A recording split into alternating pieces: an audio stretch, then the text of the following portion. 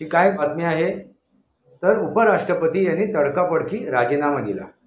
आता तडकाफडकी राजीनामा दिला की घेतला गेला याच्यावरती चर्चा सुरू आहे आणि विरोधक आक्रमक झाले। जगदीप धनखड यांनी रचलेले हे षडयंत्र आहे का?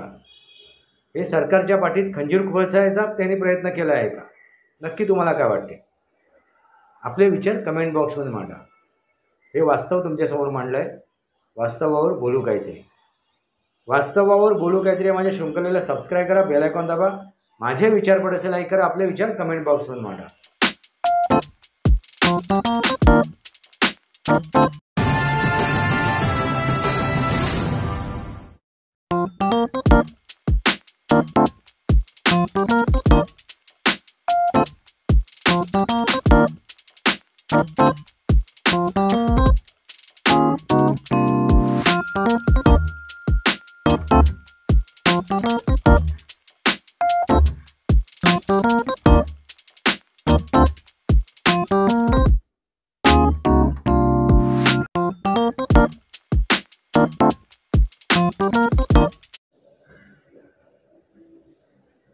नमस्कार मित्रांनो, वास्तवावर बोलू काहीतरी माझ्या शृंखलेमध्ये पुन्हा एकदा आपलं स्वागत।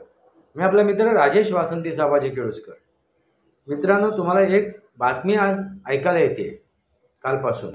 ती काय बातमी आहे तर उपराष्ट्रपती यांनी तडकाफडकी राजीनामा दिला। आता तडकाफडकी राजीनामा दिला की घेतला गेला याच्यावरती चर्चा सुरू आहे आणि विरोधक आक्रमक झाले। विरोधक त्यांना आता काय करतात, समर्थन करतायत या जगदीप धनखडांचं। कारण हे जगदीप धनखड विरोधकांवरती नेहमी हे असायचे, ताशेरे ओढायचे, विरोधकांना नेहमी ते लक्ष करायचे, विरोधकांच्या विरोधात आपली मतं मांडायचे। त्यावेळी ह्याच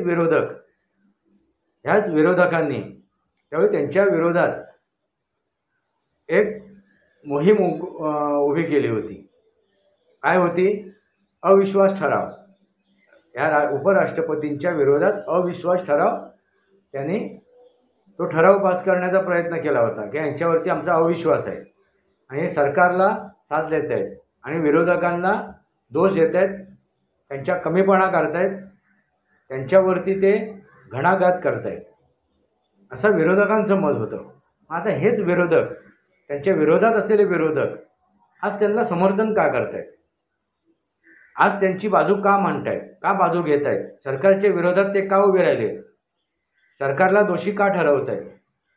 कारण का ह्याच जगदीप धनखड यांनी जो एक निर्णय घेतला, तो निर्णय संशयास्पद होता आणि तो सरकारच्या विरोधात जाणारा होता।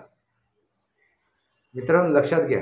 आणि हा जो निर्णय घेतला, त्या निर्णयाच्या पाठी कोण होते, हे उद्देश कोणाचे होते, उद्दिष्ट कोणाची होती, ही खेळी कोणाची होती तर विरोधकांची होती, सरकारच्या विरोधात। आणि त्यांनाच हे जगदीप धनखड साथ देत होते असं निष्पन्न होते। म्हणजे थोडक्यात जगदीप धनखड हे काय करतायत, सरकारच्या पाठीत खंजीर खुपसतायत, हे षडयंत्र रचतायत। मित्रांनो, लक्षात आलं का काय करतायत ते? एक दिल्लीचे जे उच्च न्यायालयाचे जे जज होते, त्यांनी केलेले गुन्हा, त्यांनी केलेला भ्रष्टाचार हा उघड झाला आहे।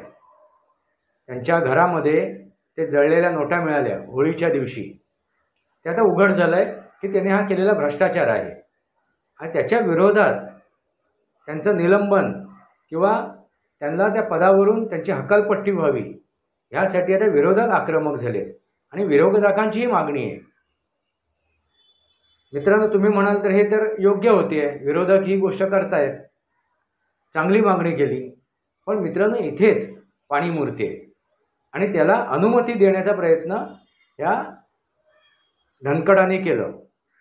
एक सभापती म्हणून, त्या सभेचे अध्यक्ष म्हणून, राज्यसभेचे अध्यक्ष म्हणून त्यांनी सरकारशी कोणती चर्चा न करता, त्याच्या मागे काय कारण आहेत हे समजून न घेता, काय उद्दिष्ट आहेत त्यांची ही चर्चा न करता, उद्देश काय आहेत याची चर्चा न करता त्यांनी हा परस्पर घेतलेला निर्णय होता।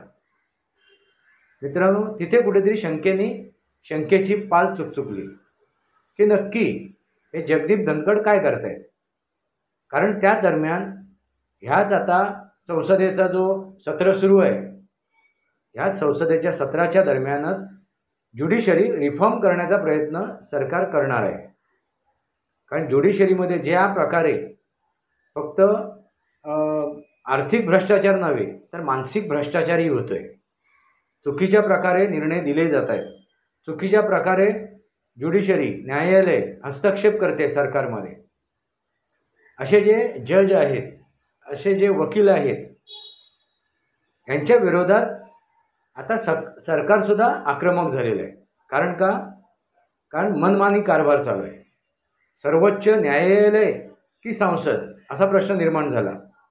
ज्या संसदेमध्ये कायदे तयार केले जातात त्या संसदेवरतीच प्रश्न निर्माण करत होती ही ज्युडिशरी.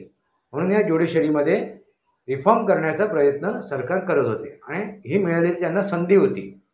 या जजच्या विरोधात जो भ्रष्टाचाराचा प्रकार घडला एक संधी होती आणि या संधीचा फायदा घेऊन ज्युडिशरी रिफॉर्म सरकार करणार होते. पण त्याच दरम्यान हा जो काय प्रकार करण्याचा प्रयत्न केला सरकारशी चर्चा न करता, त्याच्यामुळे काय झालं, त्यांना या पदावरून त्यांची हकालपट्टी झाली असं म्हणायला हरकत नाही. पण चर्चा काय होते की त्यांची तब्येत बरोबर नव्हती, त्यांची प्रकृती बरोबर नव्हती, त्यांचा शरीर त्यांना साथ देत नव्हतं. यापूर्वीच्या एका प्रोग्राममध्ये कार्यक्रमामध्ये ते चक्कर येऊन सुद्धा पडले होते. तर त्याचा आधार घेऊन किंवा त्याला पुस्ती जोडून हा राजीनामा घेतला गेला अशी चर्चा चालू आहे. पण वास्तवात जर विचार केला तर हे जे काय घडत आलं ह्या दरम्यान, ह्या संसदेचे सत्र सुरू झालं त्या सत्राच्या दरम्यान, ह्या पावसाळी सत्राच्या दरम्यान जे काय घडत होतं पाठच्या दाराने, त्या गोष्टीला अनुषंगून त्या गोष्टीकडे लक्ष वेधून सरकारने घेतलेला निर्णय असू शकतो. आणि हे जे काय षडयंत्र जगदीप धनखड उपराष्ट्रपती रचत होते त्याला पूर्णविराम दिला त्यांच्याकडून राजीनामा घेऊन, असं तरी मला वाटते. मित्रांनो, तुम्हाला काय वाटते? नक्की जे मी म्हणतोय ते बरोबर आहे की याच्यामागे आणखीन काही कारणं आहेत? अशी अनेक कारणं त्याच्यावरती आता चर्चा सुरू आहे. त्यांच्या मुलीचा नुकताच विवाह झाला आहे, त्यामुळे आपल्या त्या मुलीसोबत त्यांना राहायचं असेल वगैरे वगैरे. त्यांच्या तब्येतीचं कारण पुढे दिलं जाते, प्रकृतीचं कारण पुढे दिलं जाते. असे अनेक कारणं आहेत. त्याबरोबर मी जो मुद्दा उपस्थित केला आहे तोही मुद्दा आहे. त्यांना ह्या सरकारने उपराष्ट्रपती बनवलं, एक त्यांना पद मिळवून दिलं, त्या पदावर नेऊन बसवलं उपराष्ट्रपती म्हणून, एक मान सन्मान दिला आणि ह्या मान सन्मानाचाच गैरवापर हे उपराष्ट्रपती जगदीप धनखड करत होते असं दिसून आलं. मग अशा व्यक्तीला कोणता मार्ग दाखवावा? मित्रांनो, तुम्हाला काय वाटते?